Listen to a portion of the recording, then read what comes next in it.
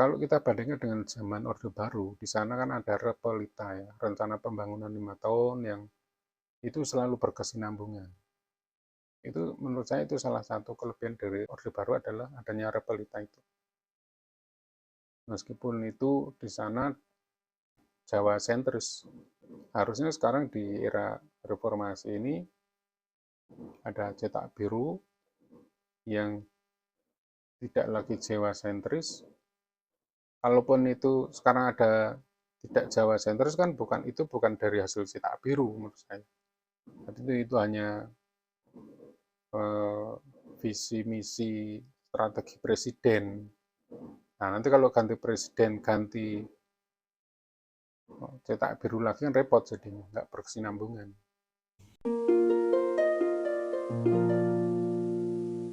Ketemu lagi dengan saya Stanley Sutrisno di Stanley Sutrisno Channel. Saudara-saudariku sebangsa dan setanah air, hari ini 25 tahun yang lalu atau seperempat abad yang lalu, tepatnya tanggal 21 Mei 1998, terjadi peristiwa besar di negeri kita ini, di Indonesia, yang kemudian peristiwa itu menjadikan kehidupan di Indonesia ini berubah drastis. Pemerintahan berubah drastis, demokrasi berubah drastis, dan sebagainya. Peristiwa besar itu adalah lengsernya Presiden Soeharto atau mundurnya Presiden Soeharto sebagai Presiden Republik Indonesia setelah gelombang demonstrasi yang menuntut reformasi terjadi di mana-mana dan puncaknya itu mahasiswa menduduki gedung MPR DPR yang kemudian berujung pada mundurnya Presiden Soeharto itu setelah berkuasa kurang lebih 32 tahun. Peristiwa itu disebut dengan reformasi. Nah, mengapa sampai terjadi tuntutan reformasi sehingga Presiden Soeharto mengundurkan diri itu? Isunya terutama adalah kaitannya dengan hak asasi manusia, kebebasan berbicara, berserikat dan berkumpul, atau demokrasi, dan juga didorong oleh situasi atau keadaan ekonomi yang sangat buruk waktu itu di tahun 98, di mana terjadi krisis moneter. Waktu itu dolar Amerika itu dari Rp2.000, Rp3.000 per dolar Amerika itu melejit sampai Rp17.000 dolarnya. Kalau nggak salah waktu itu sampai Rp17.500. Nah, sehingga keadaan ekonomi waktu itu sangat bisa dibilang sangat berat. Nah, akhirnya Presiden Soeharto mundur. Itu. Ketika kemudian Orde Reformasi, jadi zaman Pak Harto itu kan disebut dengan Orde Baru. Nah, setelah itu muncullah Orde Reformasi atau zaman Reformasi. Nah, ketika kemudian reformasi masuk ke era reformasi, yang terjadi adalah bisa dibilang antitesanya Orde Baru, di mana kebebasan berbicara kemudian dibuka seluas-luasnya, demokrasi dibuka seluasnya, yang dulunya pemerintahan itu sentralisasi, kemudian muncul di era reformasi muncul desentralisasi, otonomi daerah itu. Kemudian juga kebebasan berpolitik, ya, yang dulunya pada era Pak Harto itu politik hanya tiga, ada Golkar, P3, dan PDI. Nah, ketika era reformasi dibuka seluruhnya sehingga muncul banyak partai itu. Ya, kemudian untuk kebebasan berbicara, nah ini luar biasa, ya, semacam yaitu antitesis itu, semacam antitesis yang dulunya terkekang sekarang bebas bicara. Nah, sekarang setelah 25 tahun era reformasi, apakah yang dicita-citakan oleh reformasi itu sudah tercapai? Atau bahkan tidak tahu sebetulnya yang dicita-citakan oleh reformasi itu apa? Ujung dari reformasi itu apa sih? Nah, itu yang barangkali konten saya ini justru untuk memikirkan ulang atau melakukan refleksi sejauh mana sih perjalanan reformasi sampai sejauh ini. Ujung dari reformasi itu yang mau kita capai apa? Apakah hanya ingin bebas bicara, hanya ingin bebas berpolitik, membuat bentuk partai, apakah hanya ingin bebas melakukan otonomi daerah, atau apa? Nah, kalau menurut saya, apapun sistemnya, harusnya semua itu bermuara kepada keadilan sosial bagi seluruh rakyat Indonesia, atau bermuara pada cita-cita para pendiri bangsa. Jadi bukan reformasi untuk reformasi saja, tapi bagaimana reformasi itu kemudian berujung atau bermuara pada tercapainya cita-cita para pendiri bangsa yang tertuang di dalam sila kelima, keadilan sosial bagi seluruh rakyat Indonesia, juga persatuan Indonesia, dan lain-lain sebagainya sesuai yang ada tertuang di dalam pembukaan UUD 45 itu. Pertanyaannya sekarang adalah apakah dengan adanya reformasi itu, hal itu sudah tercapai? Atau mungkin kita bisa sedikit membedakan setelah reformasi dan sebelum reformasi. Mungkin kita bisa membedakan sebelum reformasi seperti apa, setelah reformasi seperti apa. Apakah ada bedanya? Dan apakah yang dituntut oleh para reformis waktu itu sudah terwujud saat ini? Misalnya dalam hal kebebasan berbicara. Kalau menurut saya, sekarang ini kebebasan berbicara sudah sangat tercapai. Jadi ini beda sekali dengan zaman dulu. Jadi kebetulan saya itu kan terlahir pada era Orde Baru. Pada awal-awal Presiden Soeharto berkuasa, saya terlahir. Sehingga saya bisa merasakan pemerintahan Soeharto itu sampai beliau mengundurkan diri itu. Nah, saya membedakan di sini kebebasan berbicara itu sudah jauh, ya, jauh maju lah, jauh berbeda. Dulu itu kan kalau kita nulis surat pembaca di koran aja nggak berani, bebas. Ya. Dulu kan memang belum ada gadget ya, belum ada HP. Jadi koran. Dulu kebebasan berbicara tidak seperti sekarang ini. Maka muncul kasus wartawan Bernas di Jogja itu, ya kan. Orang-orang yang vokal hanya itu saja. Nah, sekarang ini hampir semua orang bisa ngomong bebas melalui medsos, melalui internet, melalui medsos bebas bicara, bahkan mengeluarkan kata-kata yang tidak pantas pun itu bebas sekarang. Itu dari sisi kebebasan berbicara. Mau mengkritik pemerintah juga bebas. Nah, kalau dari sisi politik, kebebasan berpolitik. Nah, dulu kan partai hanya 3 saja, dan itu selalu dimenangkan oleh waktu itu Golkar ya. Mayoritas selalu Golkar. Nah, kebebasan berpolitik sekarang jelas beda, banyak partai.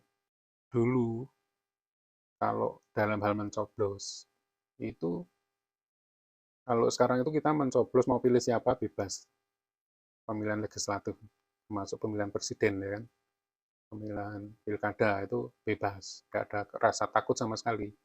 Nah, kalau dulu meskipun sudah di dalam bilik suara itu loh, mau mencoblos saja itu rasanya takut kalau tidak mencoblos partai itu sepertinya kita itu akan terkena konsekuensi gitu loh. Sekarang kan kita bisa milih orang wakil kita, presiden kita dengan bebas. Bahkan kita ngomong saya nggak pilih ini itu udah bebas. Nah, milih wakil rakyat juga bebas sesuai dengan orang yang saya ingin ini siapa itu bebas. Nggak ada rasa takut sama. Kemudian dalam hal korupsi. Nah, dalam hal korupsi ini menurut saya, kalau dulu itu korupsi itu melembaga, menurut saya. Tapi kalau sekarang itu nggak melembaga, tapi lebih ke oknum atau bahkan oknum partai. Ya, dulu tuh setahu saya nggak pernah ada menteri ketangkap korupsi atau pejabat ketangkap korupsi itu jarang. Saya tuh nggak seperti sekarang.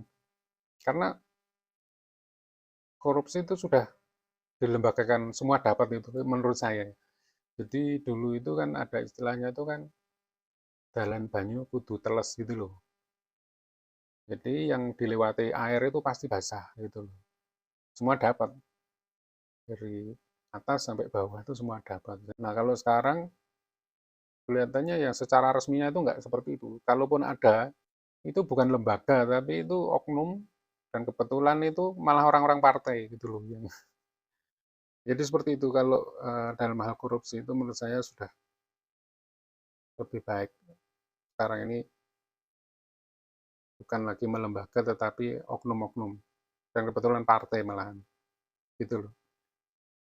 Tapi kalau lembaganya itu sudah menurut saya bisa jauh ditekan. Misalnya contohnya begini. Sekarang ini kalau ada bantuan atau apa dana dari pusat itu kan langsung ke orang yang bersangkutan. Jadi langsung ditransfer ke orang yang menerima itu, yang berhak. Misalnya BLT, masuk misalnya pembayaran jalan tol, ganti rugi jalan tol, itu kan langsung ke ditransfer ke nomor rekening orang yang bersangkutan. Sama dengan nilai preselnya. Tidak ada potongan sama sekali, kan gitu. Jadi jalur korupsinya bisa dipotong langsung karena langsung.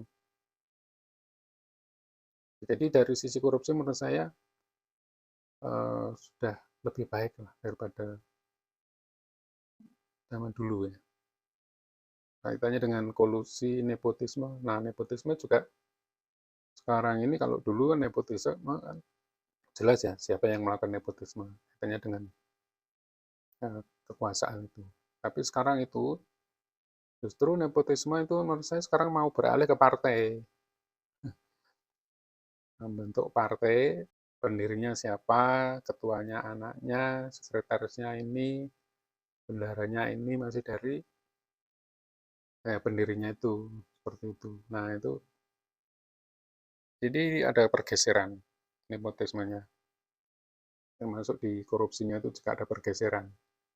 Nah kalau menurut saya yang perlu mendapatkan perhatian dari kaum reformis adalah bagaimana kesinambungan pembangunan menuju kepada cita-cita para pendiri bangsa itu bisa terlaksana. Jadi menurut saya salah satu kelemahan dari reformasi adalah bahwa reformasi itu tidak berlanjut hanya berhenti pada menggulungkan rezim Orde Baru. Tapi setelah itu mereka bergerak sendiri-sendiri, mereka nggak berkumpul untuk membuat sebuah blueprint misalnya seperti itu. Nah menurut saya semestinya para reformis itu kumpul, membuat cetak biru Indonesia 100 tahun ke depan, 100 tahun ke depan seperti apa, 200 tahun ke depan seperti apa. Nah, kalau visi misinya kan jelas sesuai dengan cita-cita dengan para pendiri bangsa itu. Yang termuat di dalam pembukaan UUD 45, UUD 45 maupun yang ada di Pancasila, keadilan sosial bagi seluruh rakyat Indonesia, persatuan Indonesia, dan seterusnya itu. Nah, tetapi itu harus diterjemahkan kepada angka-angka yang lebih jelas, target-target yang lebih jelas. Seperti misalnya sekarang ada visi 2045. Nah, visi 2045 itu seperti apa itu kan sudah jelas. Nah, harusnya semua reformis berkumpul di situ, cetak biru itu seperti apa. Nah, kemudian strategi untuk mencapai itu seperti apa. Nanti itulah yang harus disepakati, sehingga ketika rezim berganti, katakanlah gitu, pemerintahan berganti, presiden berganti, termasuk bila presiden itu dari partai yang berbeda pun itu hal-hal yang sifatnya fundamental itu tidak boleh dirubah. Tataran visi misi tentu nggak boleh dirubah. Bahkan termasuk strategi itu harusnya juga tidak boleh dirubah. Itu ganti presiden, ganti partai tidak boleh berubah. Yang boleh berubah hanya hal-hal yang sifatnya taktis. Seperti itu. Tapi kalau sifatnya visi misi kok diperdebatkan, ya nggak bisa harusnya. visi misi nggak bisa diperdebatkan, termasuk strateginya harusnya itu sudah menjadi kesepakatan. Nah, kalau harusnya para reformis itu bikin itu, dan itulah yang harusnya ditetapkan di dalam landasan hukum yang kuat, yang disetujui oleh MPR DPR. Gitu. Dan itu nanti kalau ada yang melanggar itu ya saya ada calon presiden atau apa ya yang melanggar kesepakatan itu nggak boleh harus. Yang boleh berubah hanya di hal yang sifatnya taktis. Kalau kita bandingkan dengan zaman Orde Baru, di sana kan ada Repelita ya, rencana pembangunan 5 tahun yang itu selalu berkesinambungan. Itu menurut saya itu salah satu kelebihan dari Orde Baru adalah adanya Repelita itu. Meskipun itu di sana Jawa sentris, harusnya sekarang di era reformasi ini ada cetak biru yang tidak lagi Jawa sentris. Kalaupun itu sekarang ada tidak Jawa sentris kan bukan dari hasil cetak biru menurut saya. Jadi itu hanya visi misi strategi presiden. Nah, nanti kalau ganti presiden ganti cetak biru lagi kan repot jadinya, nggak berkesinambungan. Nah, ini harusnya bagaimana reformis itu menciptakan cetak biru sampai kepada strategi pencapaiannya itu. Nah, nanti itu yang harus disepakati oleh seluruh partai. Sehingga nanti presiden boleh berganti, partai boleh berganti, tetapi kesinambungan mencapai pada cetak biru itu terjaga. Jadi sebagai penutup, menurut saya apa yang diciptakan oleh reformasi tahun 1998 itu sebagian sudah terrealisasi, namun ada hal yang sebagian lagi mungkin belum terrealisasi. Tapi juga menurut saya ada hal-hal yang perlu ditegaskan lagi oleh para reformis itu sehingga kita jelas arah reformasinya itu mau kemana, dan itu tidak ada lagi nanti pembelokan dari reformasi atau orang-orang terutama yang terlibat di dalam gerakan reformasi itu malah mengulang apa yang dilakukan pada era Orde Baru.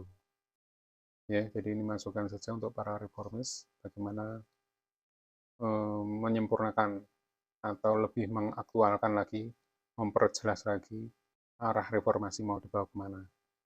Sehingga itu nanti menjadi guideline bagi pemerintah-pemerintah selanjutnya, presiden-presiden selanjutnya, partai-partai yang berkuasa untuk mewujudkan cita-cita reformasi. Karena di sana jelas apa yang dicita-citakan, targetnya jelas, time frame-nya juga jelas, ya.